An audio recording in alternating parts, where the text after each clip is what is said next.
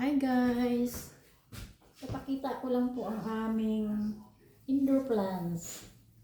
Ito po ay snake grass. Napakaganda po nito para sa loob ng bahay.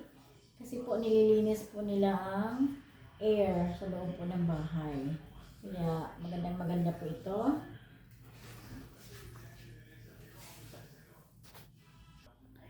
Pangalawa pong indoor plants ko. Ayan po. Pakahaba na niya.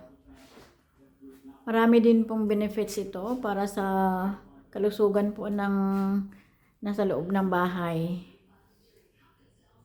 At mayroon din po tayong philodendron na plain lang po. Yung dahon niya plain. At yung isang philodendron po natin ay mayroon po siyang design dito po sa kanyang dahon. Maganda po sila para sa loob ng bahay. At mayroon din po tayo nito. Napakaganda ng dahon na to. Yung halaman na to, napakaganda sa loob ng bahay.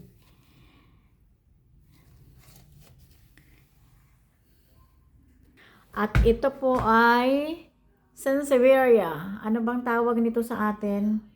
Ang tawag ng iba dito ay snake plant. Bakit kaya? Maganda rin po yan sa loob ng bahay. Lalo na pag napabulaklak mo yan. Napakaganda po niyan. Ito naman pong isang ito ay shrub. Pang-indoor din po ito. Pwede pong outdoor, pwedeng indoor. Kaya maganda yan. Namumulaklak po yan ng kulay puti na may dilaw sa gitna. At ito po. Ang tawag po dito ay whale fin. Malalaki po siya o matigas. Para lang po siyang yung pinakita ko kanina. Pero ito malapad ang dahon at mahaba. Maganda po yan. At mayroon din po tayo nito sa loob ng bahay. Mga indoor. May bulaklak na po siya. At ito po. Nakakalaw di po ba? Pag marami po tayong halaman sa loob. Para pong magaan ang pasok ng swerte. Ito namang isang ito. Hindi po sila mahirap alagaan. At ito ay rubber tree. At ito naman po ay napaka-healthy na halaman. Yan, mataas na siya. Talagang hindi yan nalalaglag yung dahon niya.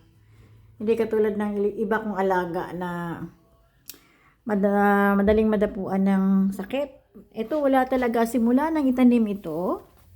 Ayan o, wala pa siyang natuyo na dahon. Ito yung unang-unang dahon. Yung mga dahon niya. Yan, unang-una.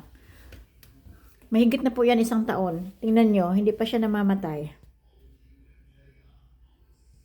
Ito po, isa rin po itong klaseng philodendron. Medyo kulot yung dahon niya. Kaso lang, parang may sakit. Ayun, naninilaw siya. Tinanggal ko na nga yung isa niyan eh. At mayroon din po tayong mga water plants para po hindi na siya didiligan. Maglagay lang po tayo ng tubig sa garapon o container. Tapos lagay po natin ang Sansevieria. Katulad po niyan. 2 klase yan.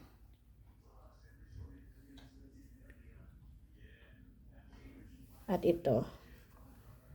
Pwede pong lagyan nyo ng bato-bato. Pwede pong plain lang. Katulad yan. Tubig lang talaga yan.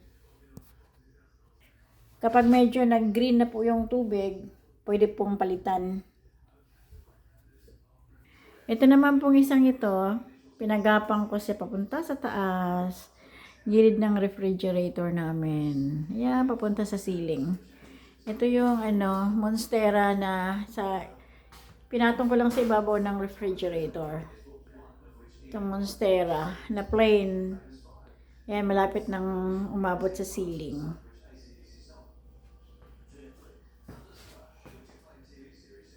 Yan. Yan ang refrigerator. Yan lang po yung mga halaman ko sa gilid ng dining room.